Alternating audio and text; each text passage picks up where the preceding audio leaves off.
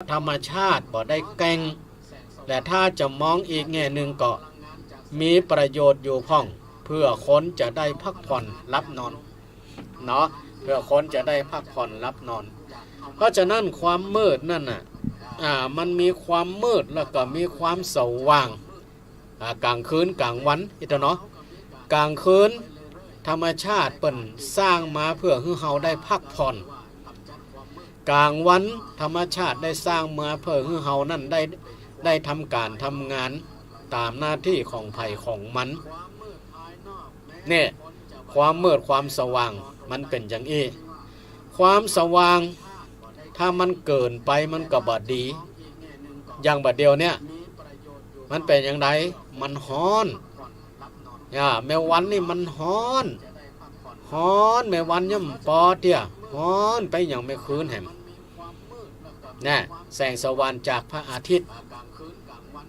แสงสว่างจากพระอาทิตย์ตีคือแสงสว่างแต่มันฮ้อนเกินไปเนาะโอ้30-40 องศาก่อนในบัจใจธรรมดาเนาะท่านทั้งหลายเนาะก็ต้องระมัดระวังกันเนาะโอ้กะตายเพราะฮ้อนก็หลายเนาะเพราะว่าทั้งนอกทั้งในเนี่ยความฮ้อนมันค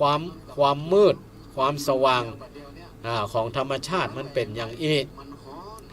แต่มันจะมืดหรือว่ามันจะสว่างมันก็เป็นเรื่องของธรรมชาติเนาะธรรมชาติมันหมุนเวียนสลับซับเปลี่ยนกัน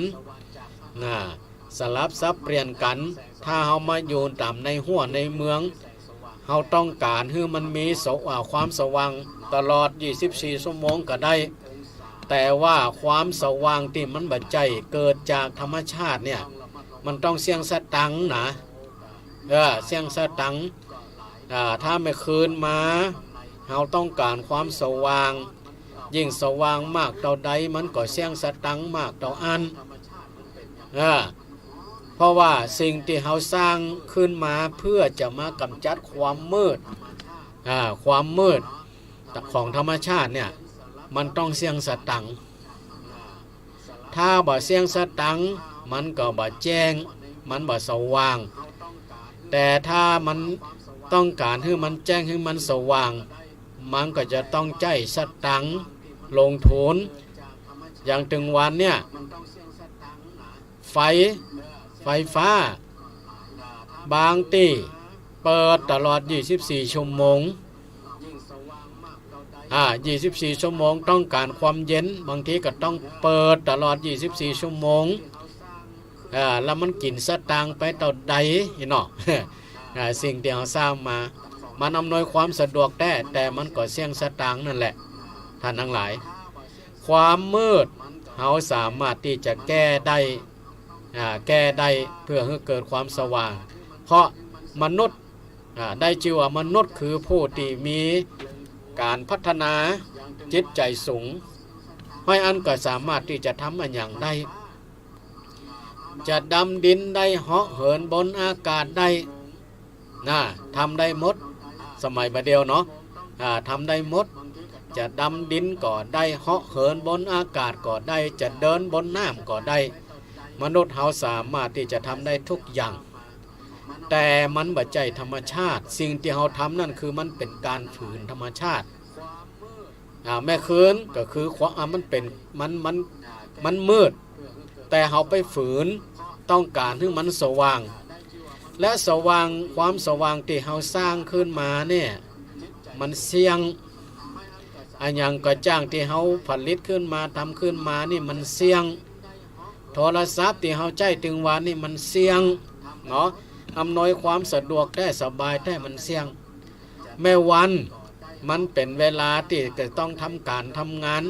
ตามหน้าที่ของไผ่ของมันก็มีความสว่างแต่ในความสว่างนั้นบางทีมันก็สว่างเกินคือมันฮ้อนเกินทีนี้เมื่อมันฮ้อนเกินเนี่ยจะใดเขาก็สร้างสิ่งที่มาแก้ไ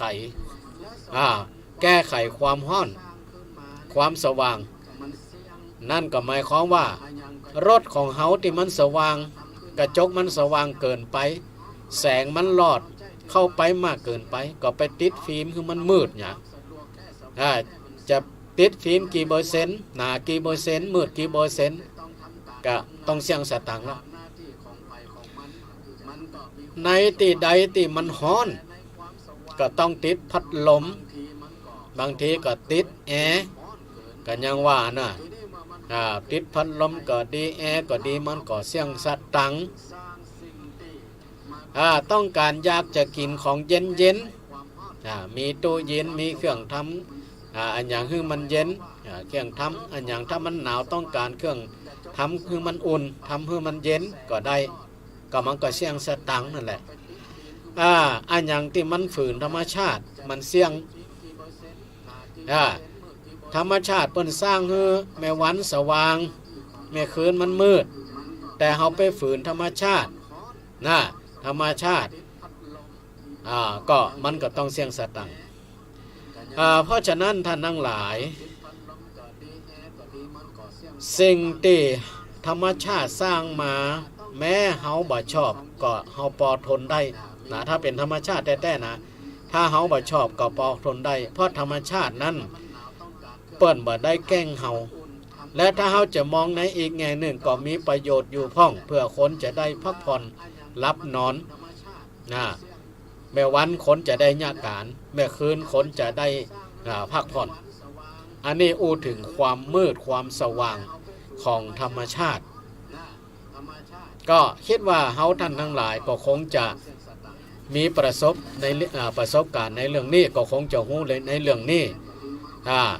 บางปีก็บ่ฮ้อนเท่าใดบางปีก็บ่หนาวต้องใดบางปีก็ฮ้อนเกินไปบางปีก็หนาวเกินไปธรรมชาติมัน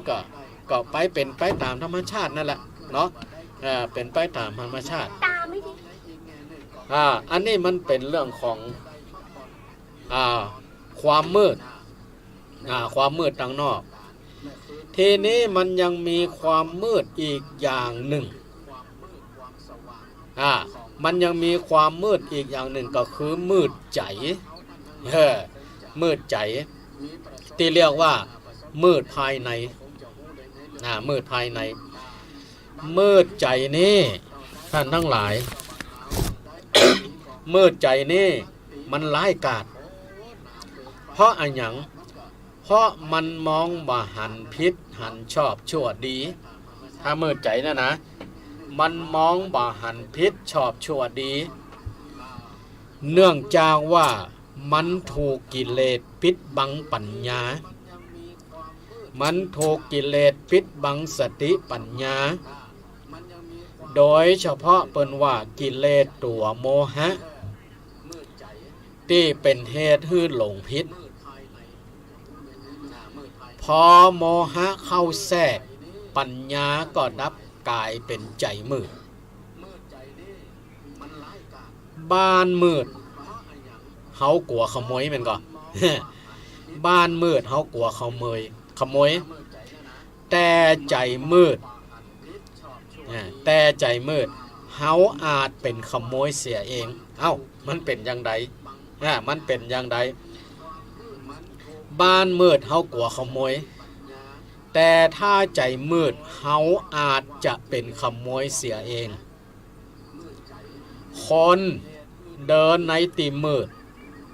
เขากลัวผีหลอกมันก็ คนเดินในตีมืดเขากลัวผีหลอกแต่คนใจมืดอาจกลายเป็นคนหลอกคนอื่นก็ได้นะแต่คนใจมืดอาจกลายเป็นคนหลอกคนอื่นก็ได้เพราะคนใจมืดเพียงชั่ววูบเดียวนั่นคนใจมืดเพียงชั่ววูบเดียวน่ะขนาดผู้ที่มีพระคุณแท้ๆเลี้ยงมาตั้งแต่อ่อนแต่ออดยังอกตัญญูปทุสลายได้เพราะฉะนั้นมืดในนี่มันเป็นอันตรายอย่างยิ่งถ้ายิ่งมืดมากอาจถึงเสียคนทีเดียวดังมีบุคคลคนหนึ่งซึ่งถ้าใครได้ศึกษาเกี่ยวกับเรื่องพุทธประวัตินี่เนาะ ก็คงจะหู้จะทราบว่าท่านนี้ก็ได้เป็นพระอริยบุคคลรูปหนึ่งในทางพระพุทธศาสนาแต่ก่อนที่ท่านจะมาเป็นพระอริยบุคคลในพระพุทธศาสนาเนี่ยท่านนั้นได้หลงวูบไปครั้งหนึ่งหลงพิษไปครั้งหนึ่งแล้วเป็นความพิษที่ว่ายิ่งใหญ่มากยิ่งใหญ่มากถ้าว่าท่านนั้นบ่ได้มาพบพระพุทธเจ้าชาตินี้ท่านคงจะหลงอยู่ในความมืดตลอดแต่ที่ท่านได้มาพบปะกับพระพุทธเจ้าในบั้นปลายก่อนจะถึงบั้นปลายชีวิตของท่านน่ะ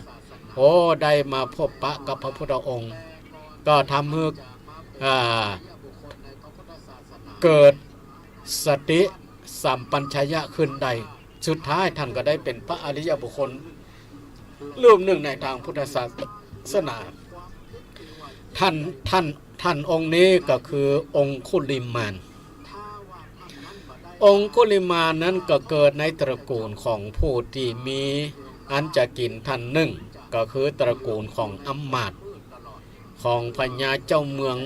หนึ่งเมืองหนึ่งในสมัยพุทธกาลองคุลิมานนี่เมื่อท่านเกิดมาใหม่ๆก็เกิดปาฏิหาริย์อย่างขึ้นในบ้านในเมืองนั่นหมายความว่าอันอย่างที่เป็นของเป็นเล็กเนี่ยไฟจะลุกไหม้ขึ้นมาจะเป็นมีดก็ดีเป็นค้อนเป็นมุ้ยก็ดีอันอย่างกระจ่างที่ทำได้โดยเล็กนี่เนาะจะเกิดเป็นไฟวันที่องคุลิมานเกิดนี่นะเกิดจากพ่อของท่านนี่เป็นอัมมาตย์เป็นพราหมณ์แม่ก็เป็นพรามณีเนาะทีนี้วันที่อัมมาตย์นี่ไปเข้าเฝ้าพญาเจ้าเมืองก็ได้ทราบได้หันเหตุการณ์อย่างนี้เหตุการณ์อย่างนี้ก็แล้วก็ได้ยินคำทำนายที่ว่าเด็กคนไหนที่เกิดในวันนี้อนาคตในข้างหน้านี่จะได้เป็นมหาโจรผู้ยิ่งใหญ่เห็นเนาะพออัมมาตย์คนนี้ได้ยินอย่างก็ตกใจเพราะจะใดก็เพราะว่าภรรยาของตนก็มานแก่อยู่ละใกล้จะคลอดอยู่ละก็รีบปิกมาบ้านพอปิกมาบ้านหู้ทราบว่าภรรยาเกิดแล้วก็เกิดในวันนี้ตัวแล้วเหตุการณ์ที่มันเกิดในวันนี้ที่ว่าเกิดไฟลุกไหม้สิ่งต่างๆที่เป็นวัตถุแข็งหรือว่าที่เป็นเล็กนี่นะ เมื่ออัมมาตย์ทราบอย่างนี้ว่าภรรยาตัวเองเกิดก็ได้ไปกราบทูลพญาเจ้าเมืองพญาเจ้าเมืองแล้วก็ขออนุญาตจะเอาเด็กนี่ไปฆ่าเด็กนี่ไปฆ่าแต่ว่าพญาเจ้าเมืองก็คิดว่าเด็กก็คือเด็กมันก็คงจะบ่ฮู้มันก็คงจะมาคิดว่าจะเป็นโจรถ้าเฮาปลูกฝังมาดีฉะนั้นพญาเจ้าเมืองก็บ่ได้อนุญาตให้ฆ่าก็ให้ชุบเลี้ยงแล้วก็เลี้ยงดูอย่างดีให้ครบแต่บัณฑิตนักปราชญ์ผู้ที่มีศีลมีธรรมต่ออันจนเด็กคนนี้เด็กคนนี้เดิมทีก็ชื่ออหิงสกะอหิงสกะก็ได้รับการเลี้ยงดูมาเป็นอย่างดีพอเป็นเด็กโตขึ้นมาพอสมควรพ่อแม่ก็ได้ส่งไปห้ำไปเฮียนอยู่ในสำนักของอาจารย์ทิสาปาโมทย์ก็ได้ห้ำเฮียนศึกษาเล่าเรียนจนเป็นที่ฮักของครูบาอาจารย์และโดยเฉพาะก็เป็นที่ฮักของแม่อาจารย์คือเป็นภรรยาของอาจารย์ทิสาปาโมทย์นี่เนาะก็เป็นที่ฮักอหิงสกะนี่ก็เป็นเด็กที่ร่ำเรียนได้เก่ง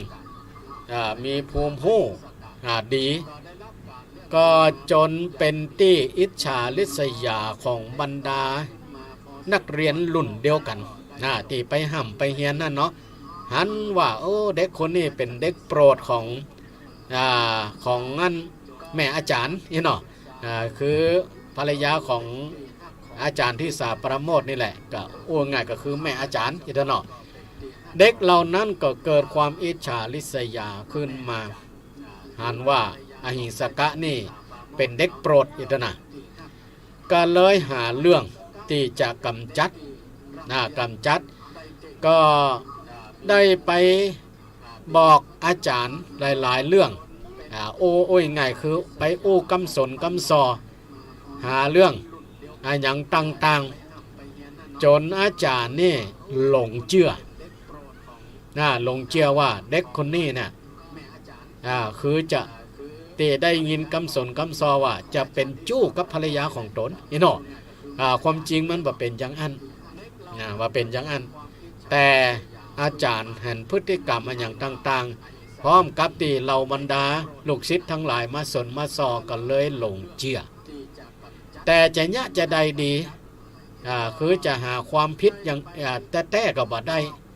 เพราะเด็กนี่มันก็มีความผิดอันอย่างวันหนึ่งก็เลยห้องอหิงสกะมาบอกว่าอหิงสกะเหยบัดเดี๋ยวนี้อาจารย์นี่ก็ได้สอนวิชาคือทุกสิ่งทุกอย่างเกียบจะหมดละแต่มีวิชาที่เด็ดที่สุดยอดที่สุดอยู่วิชาหนึ่งซึ่งผู้ที่จะห้ามจะเฮียนวิชานี้ได้เนี่ยจะต้องมีข้อแม้อยู่อย่างหนึ่งแต่ถ้าไผ่เฮียนแล้วก็ถือว่าสุดยอดเลยบ่มีไผ่ที่จะเทียบเท่าได้ละถือว่าเป็นวิชาที่สุดยอดและคนที่จะเฮียนนี่บัดใจว่าจะเฮียนได้ง่ายๆเพราะจะมีข้อแม้อยู่อย่างหนึ่งเอาล่ะทีนี้อหิงสกะพอได้ยินว่ามีวิชาวิเศษอย่างหนึ่งที่ไปห้ำไปเฮียนแล้วอาจจะถือว่าเป็นผู้ที่มีคุณสมบัติพิเศษกว่าศิษย์ทั้งหลายในสากลโลกนี้แต่มีข้อแม่นั่นหมายความว่าอาจารย์ก็พูดง่ายๆเนาะคือต้องการจะกำจัดนั่นแหละ แต่ว่าไม่สามารถที่จะกำจัดหรือว่าฆ่าได้โดยตรงก็เลยบอกว่าเอาละวิชานี้ถ้าเจ้าจะเฮียนเจ้าจะต้องไปเนี่ยอย่างไปเอานิ้วมือของมนุษย์หรือของคนเนี่ยมา 1,000 นิ้ว1,000 นิ้วแล้วจะได้เฮียนวิชาที่ว่านี่เอาละทีนี้อหิงสกะถูกโมหะครอบงำถูกโมหะคือความหลงอยากจะได้วิชาตอนนี้สติปัญญาอันอย่างต่างๆสติปัญญาอันอย่างต่างๆบ่มีละมีอย่างเดียวก็คือความโลภอยากจะได้วิชาแขนงนี้ถูกโมหะครอบงำคนที่ผูกโมหะเข้าครอบงำและเปิ้นว่าบาหันดีหันชั่วบาหันบุญหันบาปบาหันกรรมหันเวรอย่างละอย่างคือหมายความว่าหันดีเป็นชั่วหันชั่วเป็นดีสุดท้ายมาก่อนหลงเพราะถูกโมหะครอบงำแหละก็เลยได้มีดคมติดเล่มหนึ่งไปเสาะไหลคนเข้าแพะเข้าป่าละหันไปเข้าแพะเข้าป่าฆ่าแล้วก็ตัดเอานิ้วมือแล้วก็ห้อยเป็นพวงมาลัยห้อยเป็นพวงมาลัยปะไผที่ไหนก็ฆ่าแล้วก็ตัดเอานิ้วมือห้อยเป็นพวงมาลัยเฮนี่เมื่อฆ่าไปได้นักเขาอันเก่าก่อนเน่าก่อนเลอะไปก็ฆ่าไปติ๊กโอ้จนชื่อเสียงเรื่องน้ำของอหิงสกะนี่ ได้ชื่อว่าเป็นมหาโจรผู้ยิ่งใหญ่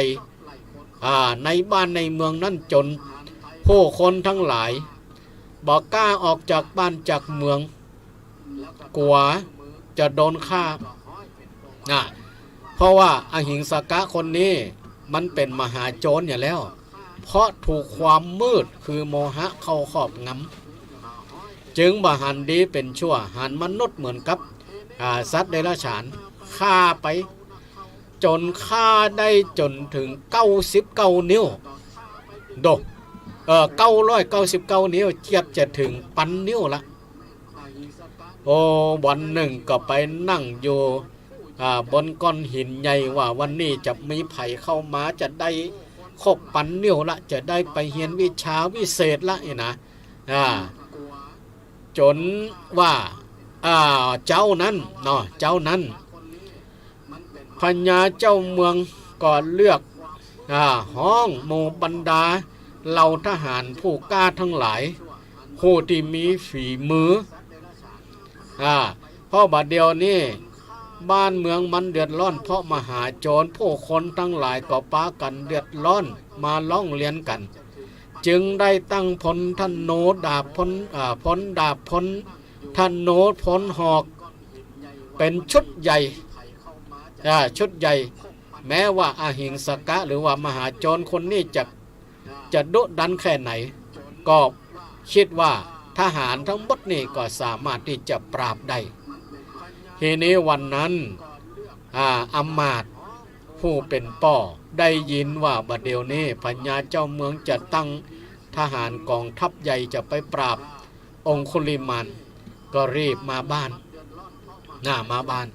แล้วก็มาเล่าเหตุการณ์ต่างๆให้ภรรยาคือนางพามณีได้ทราบนางพามณีพอได้ทราบอย่างอันแล้วหัวอกของแม้ลูกจะเป็นอย่างไรก็คือลูกในคืนวันนั้นบัดลับบัดนอนพอใกล้ลุ่งนางก็รีบลักออกจากบ้านไปเพื่อว่าจะไปหาลูกจะไปปกป้องลูกจะไปบอกให้ลูกนี่หัวอกของแม่เนาะแล้วใกล้ลุ่งของวันนั้นพระองค์ก็เข้าข่ายคือพยานเล็งดูว่าวันนี้จะได้ไปโปรดภัย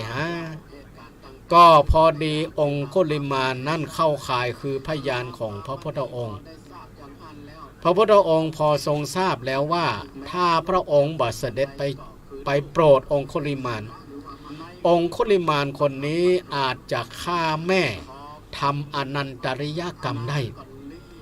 ผู้ที่ทำอนันตริยกรรมนี่ห้ามสวรรค์ห้ามนิพพานห้ามสวรรค์ห้ามนิพพานคือบ่สามารถที่จะตัดสรู้บรรลุพระอรหันต์ได้บรรลุพระอรหันต์บรรลุธรรมชั้นสูงได้พระองค์ทรงทราบอย่างนี้แล้วก็ไกลแจ้งพระองค์ก็เสด็จไปโดยที่บ่ฮื้อไผ่ติดตามไปพระองค์ก็เสด็จไปนางพระมณีนั่นก็เดินไปวิ่งไปในขณะนั้นองคุลิมานก็ไปหันใส่แม่ของตนกำลังเดินวิ่งพ่องเดินพ่องวิ่งพ่ององคุลิมานบอกฮู้แล้วว่าหญิงคนนี้นี่เป็นแม่ของตนก็พอหันแล้วก็ดีละคนสุดท้ายละที่จะคบพันละวันนี้เนาะจะไปฆ่าแล้วหญิงคนนั้นติดตนจะไปฆ่าคือแม่ก็พอดีในขณะนั้นพระองค์ก็เสด็จเดินมาทันทีองคุลิมานไปหันใส่พระพุทธเจ้าก็คิดว่านักบวชเนี่ย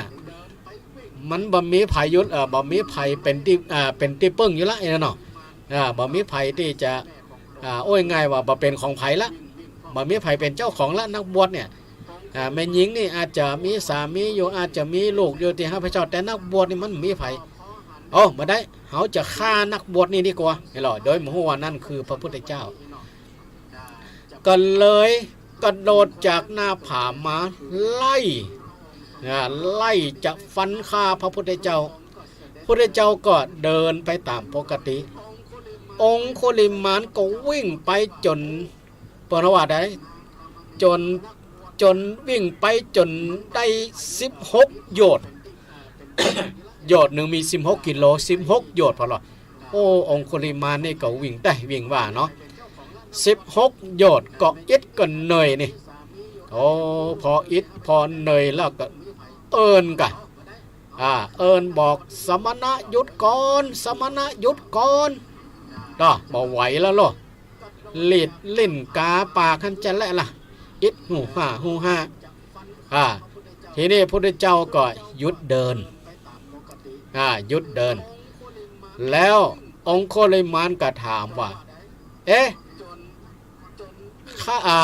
ทำไมท่านถึงวิ่งข้าบอกฮึเจ้านี่หยุดทำไมท่านถึงบ่หยุดทำไมท่านถึงบ่หยุด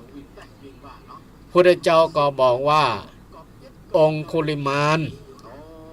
เฮานี่หยุดแล้วแต่ท่านนั่นแหละยังไม่หยุดพุทธเจ้าโอ้แค่นี้พูดแค่นี้องค์โคลิมานก็บอกว่าสมณะนี่โอ้โกหกอันข้านี่วิ่งอิดหิมตายหาว่าข้านี่หยุดหาว่าข้านี่บ่หยุดหาว่าข้านี่หยุดส่วนท่านนี่เดินอยู่ยังตอบว่าหยุดแล้วข้าวิ่งมาได้ถึงขนาดนี้16โยชน์ก่อนหาว่าข้านี่บ่หยุดหยุดนี่เนาะทีนี้พระพุทธเจ้าก็บอกว่าองคุลิมานเฮานั่นน่ะหยุดแล้วแต่ท่านบ่หยุดเฮานี่หยุดแล้วแต่ท่านบ่หยุดเอ้าทำไมท่านถึงโอ้อย่างนี้คือเฮาหยุดในการทำบาปแล้วแต่ท่านนั่นแหละบ่หยุดเนาะเฮาหยุดในการทำบาปฆ่าสัตว์ตัดชีวิตแล้วแต่ท่านนั่นแหละบ่หยุดพอพระพุทธองค์ทรงพูดได้อย่างนี้องคุลิมานก็ได้สติสัมปชัญญะคืนมาทันทีคืนมาทันทีได้สติสัมปชัญญะคืนมาทันทีความมืดที่ครอบงำจิตใจขององคุลิมานก็ได้เกิดแสงสว่างขึ้นมาเกิดแสงสว่างขึ้นมาในใจคือมีสติสัมปชัญญะได้ปัญญาเกิดขึ้นมาเกิดขึ้นมาสุดท้ายองคุลิมานองคุลิมานก็ละทุกสิ่งทุกอย่างละทุกสิ่งทุกอย่างได้สดับรับฟังธรรมของพระพุทธองค์แล้วก็ได้ตรัสรู้เป็นพระอรหันต์รูปหนึ่งในทางพระพุทธศาสนานี่แหละท่านทั้งหลายความมืดทางด้านจิตใจถ้ามันครอบงำแล้วครอบงำแล้วจะฆ่าป่อฆ่าแม่ก็ได้ฆ่าญาติพี่น้องก็ได้ฆ่าผู้มีพระคุณก็ได้ก็เหมือนกับคนติดยุบติดยาเนาะติดยุบติดยาเพราะเกิดความเกิดโมหะครอบงำไปกินยุบกินยาแล้วขาดสติสตังเมื่อขาดสติสตังแล้วก็สามารถที่จะฆ่าไผ่ก็ได้ฆ่าลูกก็ได้ฆ่าภรรยาก็ได้ฆ่าญาติพี่น้องก็ได้แม้แต่พ่อแม่ก็ฆ่าได้ถ้าเกิดความหิวความมืดขึ้นมาแล้วเพราะฉะนั้นบรรดาญาติโยมทั้งหลายมืดตั้งนอกมันเป็นเรื่องของธรรมชาติแม้มันจะเกิดขึ้นมาแต่มันก็บ่รุนแรงบางอย่างมันก็มีประโยชน์อย่างกลางคืนความมืดกลางคืนมันเป็นเวลาในธรรมชาติให้เฮาพักผ่อนแสงสว่างตอนกลางวันมันทำให้เฮานี่ได้เวลาทำการทำงานมืดนอกมันเป็นเรื่องของธรรมชาติแต่มืดตังในเนี่ยคือมืดจิตมืดใจที่ถูกโมหะเข้าครอบงำแล้วมันสามารถที่จะทำได้ทุกสิ่งทุกอย่างองคุริมานถ้าบ่ได้มาพบพระพุทธเจ้าแล้วเกิดฆ่าแม่ขึ้นมาก็ถือว่าทำอนันตริยกรรมเมื่อทำอนันตริยกรรมแล้วเปิ้นว่าตายไปแล้วห้ามสวรรค์ห้ามนิพพานตกนรกอย่างเดียวการที่องคุลิมานรอดพ้นจากการตกนรกมกไหม้ได้ ได้บรรลุธรรมจันสูงเป็นพระอรหันต์ก็โดยสติสัมปชัญญะที่ตนได้สะสมมาก่อนเนาะสะสมมาก่อนคือมีบารมีแก่กล้าแล้วได้มาพบพระพุทธเจ้าจึงได้มีดวงตาเห็นธรรมคือสว่างทางด้านจิตใจขึ้นมาก็ได้หลอดพ้นจากการตกนรกบกไหม้ไปได้เอาละบรรดาญาติโยมทั้งหลายมืดนอกมืดในเป็นอย่างใดพ่องเอาฟังแล้วก็เป็นคติเตือนใจว่าความมืดภายนอกความมืดทางนอกมันเป็นเรื่องของธรรมชาติแต่ความมืดทางในนี่มันเกิดจากกิเลสตัณหาของคนเฮานี่เองเมื่อกิเลสตัณหาเข้าครอบงำแล้วเฮาก็สามารถที่จะทำอย่างได้ทุกสิ่งทุกอย่างเอาละบรรดาญาติโยมทั้งหลายตอนนี้ก็21 นาฬิกา 47 นาทีก็เหลือประมาณ10 กว่านาทีเหลือประมาณ10 กว่านาทีก็บอกว่ารับนอนกันหรือยังถ้าว่ายังบัดรับบัดนอนเตี่ยก็โทรมาได้โอ้อันนี้เหมาะแต่เนาะรับสายแรกกันเนาะเจริญปอน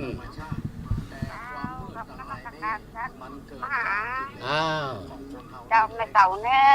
อเป็นยังได้มืดนอกมืดในแม่ยกแม่จำไปนี่นะวันที่เนี่ยเขาแม่น้ำตากันย้อนกันตังนี่เนาะตัง7 มีนาเนี่ยก็จะข้ามแม่เนาะแม่โกงแม่ย้อมนะเด้อเนี่ยแล้วก็มาวันที่15แห่ง15 เมษายนเนี่ยเหมือนเดิมแม่แบบขึ้นนะแม่เนาะเขาผมเนาะแล้วแม่ฟังอันเนี้ยเขาชีวิตของแม่แท้ๆเลยแล้วแม่ฟังอยู่ที่ว่าน่าจะเจ้าแม่กดมันคนยกผู้โดนผู้องค์มันกดแบบทันก็ดีแล้วนะแม่เนาะจะได้ก็ติดตามฟังไปเด้อเนาะอย่างน้อยเขาก็จะได้ข้อคิดได้ข้อคิดได้สติปัญญาเพิ่มขึ้นอีกกันเนาะได้สติปัญญาเพิ่มขึ้นเนาะสาธุอนุโมทนาเด้อสาธุสายที่1ช่วงที่2เนาะ090-316-4720ช่วงแรกก็เอาได้สวดมนต์แปลก่อนนอนกับลูกหลานเนาะอันนี้เฮามาฝึกฝนให้ละอ่อนได้มาในทางที่ถูกที่ควรเนาะศรัทธาญาติโยมทั้งหลายก็คงติดตามลำตัวไปไหนก็ถามละอ่อนมากานี่นะก็วันนี้ได้มาแล้วเนาะ090-316-4720ฟังแล้วเป็นยังได้มืดนอกมืดในเนาะเหลือเวลา10 นาที10 นาทีก็เขาฟังจากที่ไหนก็ฟังแล้วเป็นยังได้คือข้อคิดอย่างพ้องเกี่ยวกับมืดนอกมืดในมืดนอกเป็นเรื่องของธรรมชาติแต่ถ้าจิตใจมันมืดเนี่ยถึงบัดจังว่าเนาะมันจะได้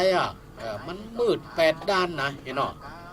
มืด8 ด้านทำไมถึงมืด8 ด้านเนาะก็โมหะนั่นนะมันเข้าครอบงำเห็นเนาะสายต่อไปเจริญปอนอาจารย์เจ้าว่าได้จากที่ไหนแม่วิไลผมมาโลนี่ครั้งที่2โทรมาเนาะเจ้าไม่ฟังอยู่เด้ฟังติดตามอยู่เนาะแม่เนาะเจ้าแม่เป็นกำลังใจให้นะสาธุเป็นกำลังใจให้แม่ด้วยเด้ออยู่ดีมีสุขภาพแข็งแรงเนาะขอให้ อาจารย์ปราศจากโรคภัยไข้เจ็บนะจ๊ะสาธุสาธุสาธุนี่ก็โทรมาครั้งที่2เนาะติดตามโดยถึงช่วงที่1ช่วงที่2แล้วก็โทรมาโดยแม่ไลพรหมโลกเนาะตอนนี้ก็โทรมาสายต่อไปจะเลินพรมาสักการจ้าโอ้สบายดีบ่สบายดีมันฮ้อนอย่างเดียวมันฮ้อนธรรมชาติบ่เป็นหยัง แต่ของมันจะไปฮ้อนใจเด้อนี่เป็นเบอร์นี่ไงจับดูเป็นเบอร์แหละอันนั้นไม่เยอะใจเบอร์นี่เบอร์เดียวได้ถึงแฟน1อยู่จ้ะใจ0903164720ใจเบอร์นี่ใจเบอร์นี่เนาะแม่โทรมาจากที่ไหนยาพรล่องวัวแดงล่องวัวแดงล่องวัวแดงเชียงใหม่เชียงใหม่เนาะสายยินสาธุอนุโมทนาเด้อแม่เด้อไม่ใช่จัดเจ้ารับดีฝันดีนี่ร่องวัวแดงเนาะ0903164720ตอนนี้ก็โทรมาได้เนาะคืนนี้ได้ฮือคอคิดสะกิดใจเกี่ยวกับมืดนอกมืดในมืดนังนอกมันเป็นเรื่องของธรรมชาติเขาก็ใจสติปัญญาแก้ไขไปเนาะตัดใดมันมืดบัดเดี๋ยวนี้มันก็ใจไฟฟ้าใจตะเกียงใจไฟฉายเนาะสายต่อไปจะเลินปอนไฟฟ้าเจ้าไฟฟ้าขังอยู่ตุกมงคลทุกคนเลยจะกินนอนกันบัดตันเขาแต่กี้บัดตันแหละแต่ได้ฟังหรอออนสวดอยู่เนาะฮ้อนก็เจ้าก็อยู่ในนี่เปิดแอร์เนาะถ้าจะบ่ฮ้อนอยู่ในห้องนี่เปิดแอร์คนบัดตกเลยการนั้นนะใจเย็นๆเดี๋ยวก็ถึงจะมีอยู่มันถึงเวลามันเตียเนาะมันก็ตกสาธุสาธุอยู่ดีมีสุขเนาะใจจุ่มๆเนาะใจเย็นๆมันฮ้อนมันหนาวมันเป็นเรื่องธรรมชาติเนาะสันแนมใจอย่าไปฮ้อนตัวเด้ออันนั้นเนาะเจ้าว่ามันอาการอย่างมันห่อนคุ้นกับใจจุ่มๆใจนั่นเนาะน่ะกะเอาธรรมะธรรมโมเป็นที่เปิงได้นะใจมันจะจุ่มจะเย็นเนาะจ้าเอาธรรมะเป็นที่เปิงถึงวันน่ะเจ้าทุกโอนทุกโอ้อะดีละเนาะแม่เนาะธรรมะธรรมโมเป็นที่เปิงแล้วมันเย็นใจสาธุอนุโมทนาอยู่ดีมีสุขเด้อเรื่องฮ้อนเรื่องหนาวมันเป็นเรื่องของธรรมชาติเนาะคะแนนใจเขาจะไปฮ้อนไปหนาวตัวเนาะอันนี้ก็เหลือเวลาอีก5นาทีแหมสัก2สายเนาะแหมสัก2สาย09031644720ตอนนี้ก็ข้อความก็เข้ามา40กว่าข้อความกดมันบัดตันพ่องมันจนกันพ่องเนาะที่ก็ฝากข้อความก็สัญญาณมันจนกันเนาะก็เป็นหยังสายต่อไปจะเลินปอนปอน้อยปอนายประเสริฐปอนนั้นประเสริฐสบายดีเนาะปอนอสบายดีครับดีละเอาธรรมะธรรมโมเป็นที่เปิงมันเย็นใจดีเนาะปอนอชัดเจนดีนะครับฝังธรรมะธรรมโมมันถึงมันเปิดว่าอันเสียเทวดาเสียธรรมใจทำธรรมใจเสียหน้านอนทำก็เสียอยู่ในใจมันจึงมีคุณงามความดีนะครับแต่ละเนาะปอนอ ละช่วงแรกตะกี้ละอ่อนสวดมนต์ได้ยินอยู่เนาะครับได้ยินอยู่ครับมันฟังว่าผมก็สวดมนต์อยู่กันได้อ๋อดีละเนาะก็หลายสาวล่ำได้นี่มาได้ป้าละอ่อนมาเพราะว่าเขามาอยู่กันเนาะวันนี้ก็สาธุโลกปนานเด้ออยู่ดีมีสุขเหมือนกันเนาะปะเนาะอันนี้ก็ตัวแทนจากน่านเนาะเอาอีกสักหนึ่งสายเนาะก็มืดนอกมืดในเนาะเอาสายต่อไปจะเลินปอนเจ้าว่าสายเจ้าป้าจานฟังจากที่ไหนรอบสองเราจะคิดว่าจะละออนรอบสองเนาะกี้ก็โทรมาหาละออนอยู่เนาะเจ้าแม่เป็นสมัยทางชัดเลยเนาะจากห้างชัดลำปางเนาะแม่เนาะแม่ขอถามก็ได้ว่าเสียนเนี่ยเขาดอยนางเจียวที่เป็นชัดท่านเป็นมีอันก็เจ้าอยู่ก็เจ้าบ่มีเพราะว่าเขาบ่ฮื้อไผมาจำพรรษาอยู่หั่นเนาะประจำอยู่หั่นเพราะมันบ่ใจเป็นวัดเนาะมันใจเป็นวัดเนาะศรัทธาญาติโยมอุปถัมภ์ก็มีแต่ถ้าว่าจะมาพักคืน2คืนนี่ก็ได้อยู่แต่จะไม่อยู่ประจำเนี่ยบ่ได้นะแม่เนาะเจ้าแม่ก็ทำบุญมาแล้วเจ้าแม่มาดอยเสถียรดีละเนาะแม่เนาะได้สูงเนาะสาธุอนุโมทนาเนาะแม่เนาะเจ้าสาธุเจ้าเนาะกำลังใจเด้อเวลาจะหมดเวลาแล้วเนาะเอาละค่ำของคืนวันนี้รายการธรรมะเพื่อชีวีก็จะได้ขอลาบรรดาศรัทธาญาติโยมนะพร้อมกับลูกๆหลานๆคืนนี้ที่ได้มานำสวดมนต์แปรก่อนนอนเนาะ